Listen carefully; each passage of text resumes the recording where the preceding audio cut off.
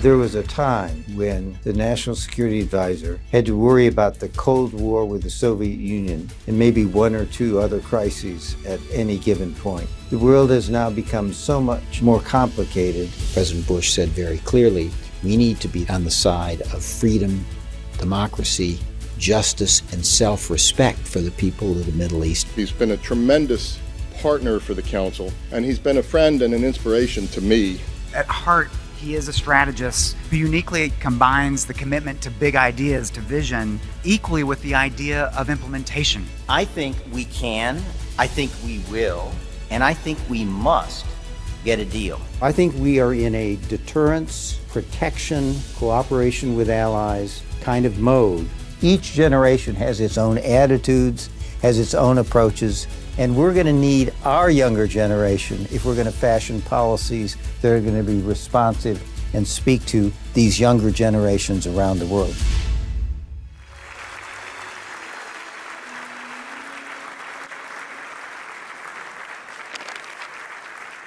Good evening, and thank you for letting me join you to honor my great friend, Steve Hadley. Steve Hadley is such a patriot, such a wonderful person. You know all of that about him, and I'm so delighted that he's getting this Distinguished Service Award, an award that I understand the Atlantic Council doesn't give very often. And so, Steve, you're in pretty rare company with our good friends, the late Henry Kissinger and the late Brent Scowcroft, and it just says what people think of you and believe about you, and I'm right there with them. In many ways, I think those are the people that I think most of when I think about you. You were an exceptional national security advisor. Before that, I had a chance to be with you as I was national security advisor. I always said you were much better at the job than I was. But when I was also Secretary of State, it was so great to have you at the White House. I know that you know that we went through a lot together. Those were post 9/11 years. Those were years of wars and terrorism and a lot of tensions. But your steady hand, your complete commitment to American values, to America's role abroad, to making certain that the policies of President Bush were carried out with principle and with values at the center of them. I can't think of a person who I have had a better relationship with throughout my career than you, Steve. So, Steve, congratulations on receiving this great and much-deserved award. Thank you for all the years of leadership and patriotism and commitment through very hard times for our country. And the great news is that you're just going to keep going. Please welcome Atlantic Council Board Chairman John F.W. Rogers. We are here tonight because it is a very important moment, because Steve Hadley stands as a remarkable testament to the essence of unshakable character, with a profound integrity that radiates from every interaction. He embodies the principles of honesty and of loyalty and respect, earning the trust of all who cross his path. His experience in the realm of statecraft is vast, and it's akin to an expansive library that's filled with lessons from history and the complexity of human affairs. His patience is like the depths of the ocean.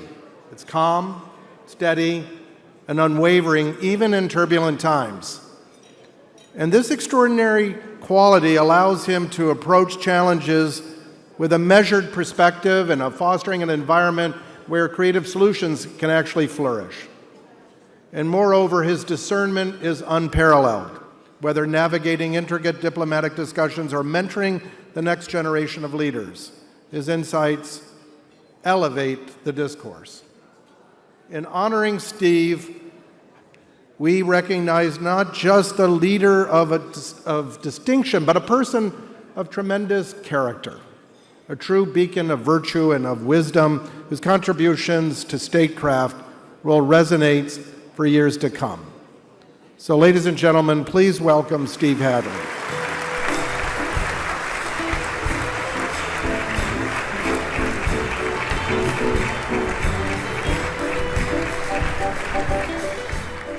Thank you very much. I want to thank the Atlantic Council for this wonderful award. I must say the great honor is to be able to work with the leadership and staff of the Atlantic Council day in and day out with the great work that they do. It's a wonderful organization, wonderful people, and they do great work for our country. Thank you so much.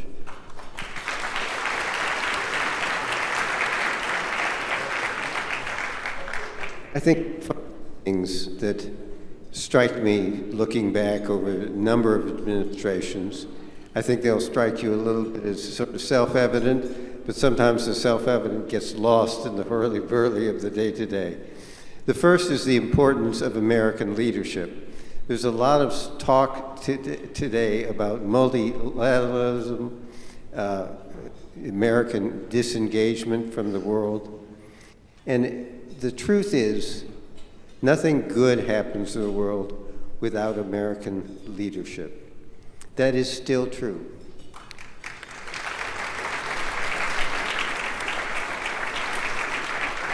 As my friend Condi writes, when the United States does not lead, either nothing happens or bad things happen. And this is a lesson I think that has been lost on the American people. And one of the missions of the Atlantic Council, I think, is to restore Americans' faith in the importance of American leadership. The second thing I think we have to focus on is the importance of strategy and strategic thinking. This isn't complicated stuff. Strategy, strategic thinking is defining what you want and, in simple terms, how to get there. My friend Bob Blackwell used to say the first thing that gets lost in any interagency meeting of more than two people is what are you trying to accomplish? And I think that is too often the case. So if you want to really advance the peace, prosperity, safety, and security of the American people, you need a strategy. You need to define what you want and how you're going to get there. Otherwise, you're going to flounder. The third thing that's related to that is you need process. You need an interagency process. My friend Bob Gates is wont to say that the federal government is like a dinosaur. It's really big, it has a small brain, and it has no small motor skills.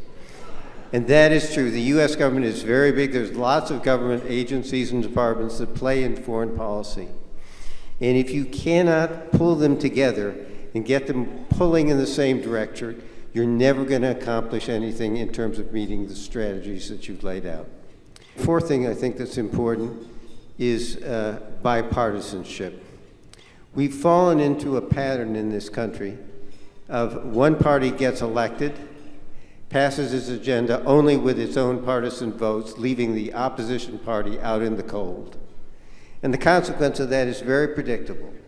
When the opposition party wins the next election, they come in, vote out the program of their predecessor, put their own in with their own partisan votes, no bipartisan help whatsoever.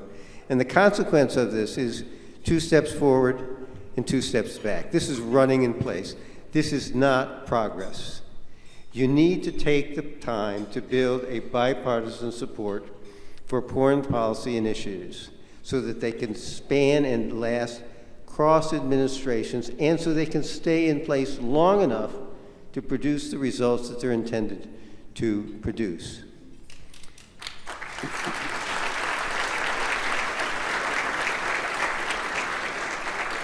Last thing I would say, there's a big debate out there, should America pursue its values or should America pursue its interests? And I think this is a false choice. It is true that the United States has other interests besides advancing democracy, freedom, human rights, and rule of law. And sometimes there are trade-offs between those interests and other interests like fighting terrorism, non-proliferation, and the like.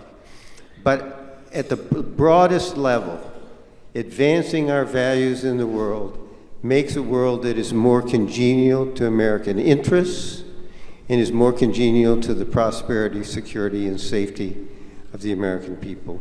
So those are the 5 things I think I've learned. American leadership, strategy, process, bipartisanship, and pursuing both our values and our interests at the same time.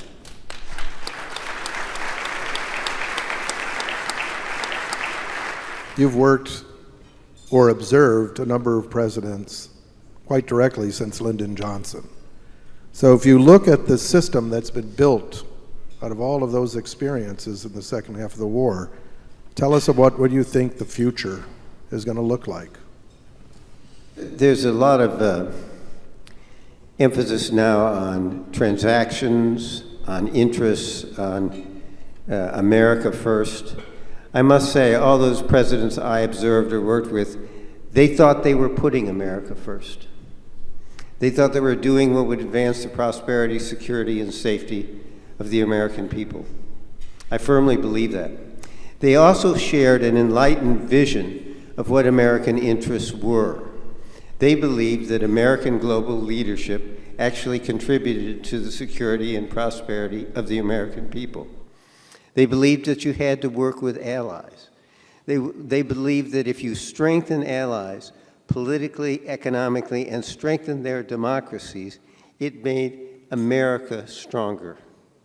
They believed in a rules-based economic system that not only lifted millions out of poverty, but also made America prosperous. And they believed that you needed to confront tyranny and aggression, stand up for sovereignty and independence, or you were going to have a world that degenerates into might make right, and the kind of spheres of influence that gave rise to World War I, World War II, and the Cold War. So this is the world that they grew up in, and it resulted in 80 years of relative peace, prosperity for not just Americans, but the world as a whole. Now, there's a lot of talk about the importance of transactions and a more narrow definition of our interests, and there is a place for a transactional approach. And to the extent it produces good results for the American people, we ought to praise that and we ought to applaud the folks that bring that for us. But I would say to those people who believe in a more transactional, short-term interest, don't turn your back on those principles that gave us 80 years of peace and prosperity. There's a lot still relevant here today.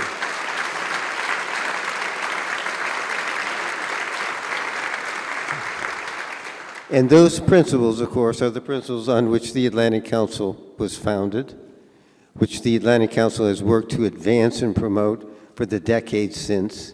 They are still relevant today, and the mission of the Atlantic Council to promote, advance those values and ideals could never be more important.